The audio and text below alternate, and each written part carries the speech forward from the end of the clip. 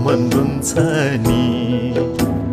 पुरानो मायालाई लैलाई देख्दा मन रुन्छ नि बाँचे त भेटघाट हुँदो रहेछ नि बाँचे त भेटघाट हुँदो रहेछ नि